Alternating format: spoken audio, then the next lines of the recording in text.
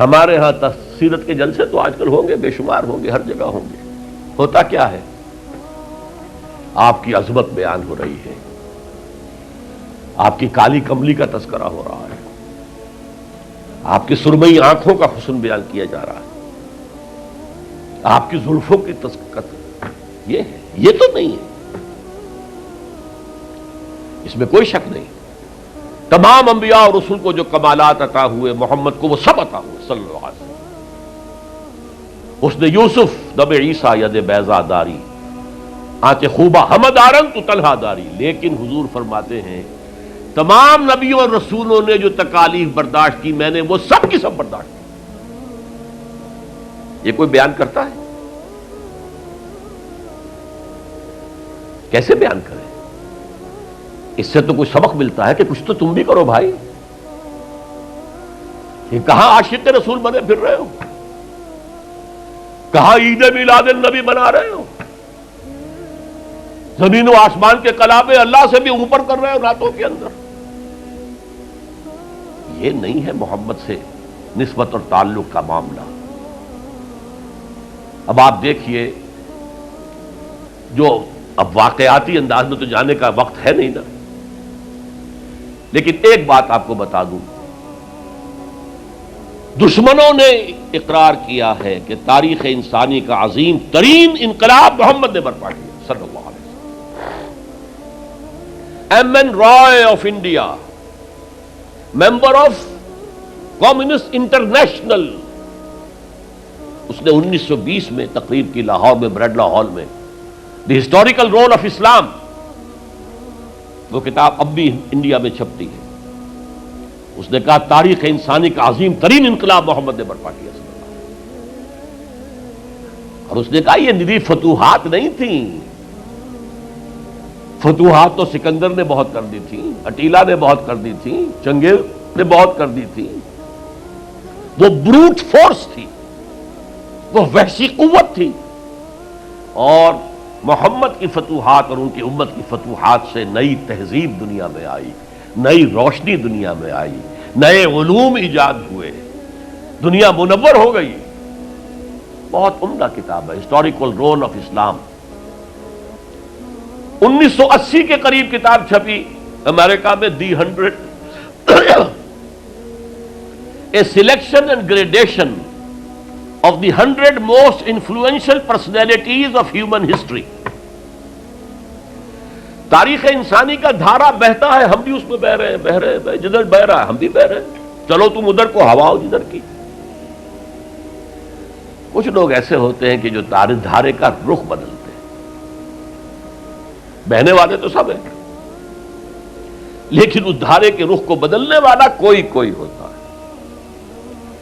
تو doctor Michael Hart نے پہلے 100 آدمیوں کا انتخاب کر لیا جنہوں نے تاریخ کے دھارے کا رخ موڑا ہے.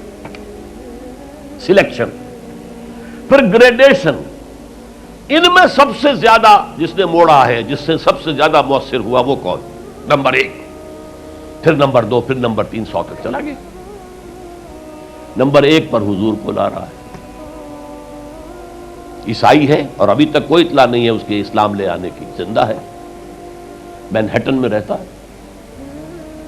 اس نے پھر اس کی وجہ بیان کی کہ naturally I own an explanation.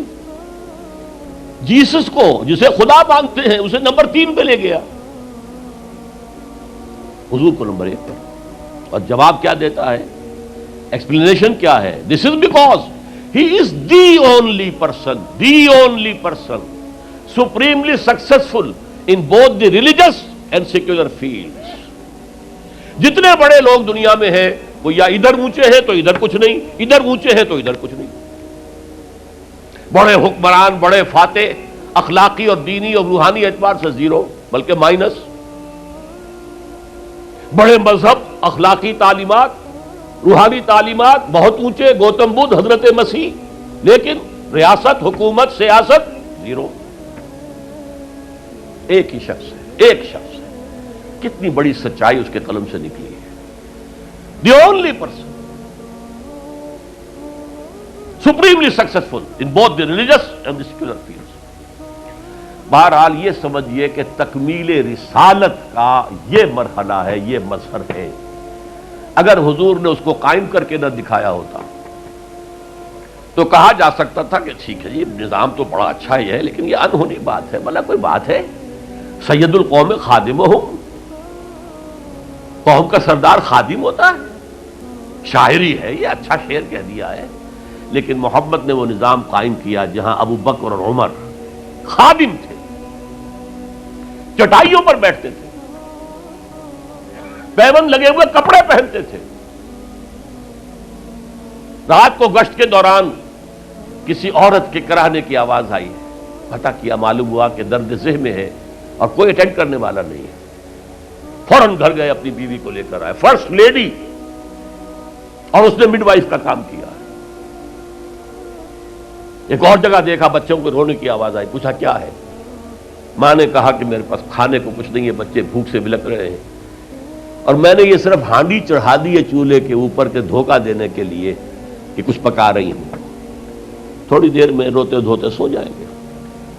کانپ گئے، گئے بیت المال، وہاں سے ایک بوری آٹے کی لی، اپنے کندھے پر، غلام سے کہا میرے کندھے، اس نے کہا میں نہیں چلتا وزن، نہیں، قیامت میں تم میرا بوجھ نہیں اٹھا سکو گے، اپنے کندھے پر بوری لگ کر گئے ہیں، وہاں جا کر کھانا پکوایا ہے۔ یہ سید القوم خادم ہوں،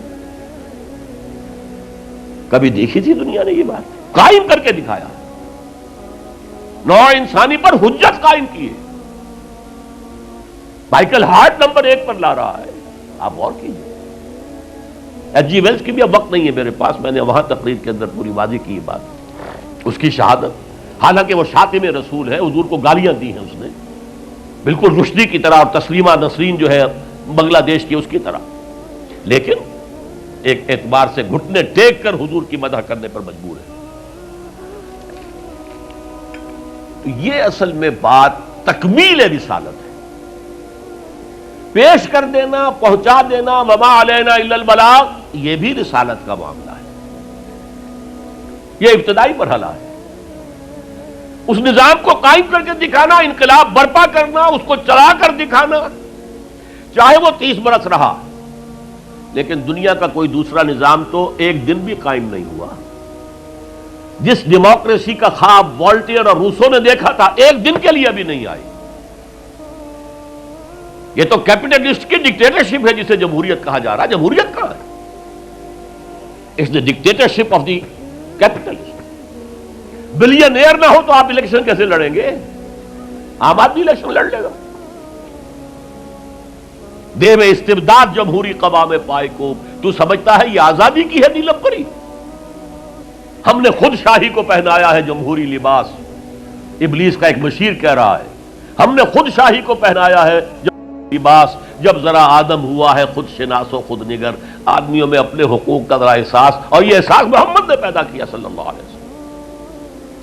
اس کے تحت انہوں نے کہا اچھا وہ انسانی حاکمیت ٹنوں کے حساب سے فرعون کے سر پہ رکھی ہوئی تھی، گندگی، اب ہم نے کیا کیا، وہ تولا تولا سب میں بانٹ دو، گندگی تو گندگی رہے گی، نجاست تو نجاست رہے گی۔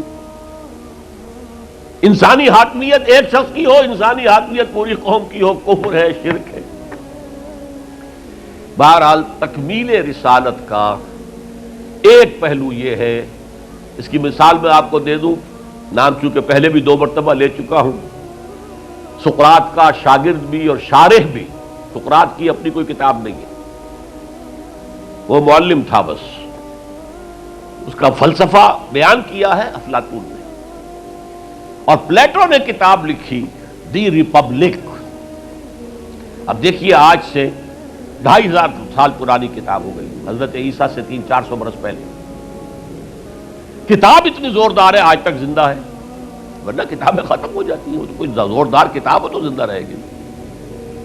نقشہ پیش کیا ایسے ہونا چاہیے، نظام حکومت ایسا ہونا چاہیے، فلاں ایسا ہونا چاہیے، فلاں ایسا ہونا چاہیے، لیکن وہ نظام ایک دن کے لیے بھی دنیا میں کہیں قائم نہیں ہوا،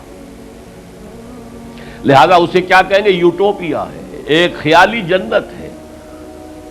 حضور نے بھی خیالی جنت پیش کر دی ہوتی، قائم کر کے نہ دکھاتے تو وہ حجت نہیں بن سکتی نوع انسان۔ تکمیل رسالت، نہ حضرت ابراہیم کے ہاتھوں کہیں نظام قائم ہوا، حالانکہ ابو الانبیاء، خلیل اللہ، امام الناس، انی جاعلک للناس اماما واتخذ اللہ ابراہیم خلیلا، نظام تو نہیں بنا، نہ موسیٰ کے ہاتھوں نہ عیسیٰ کے ہاتھوں علیہ الصلوۃ والسلام۔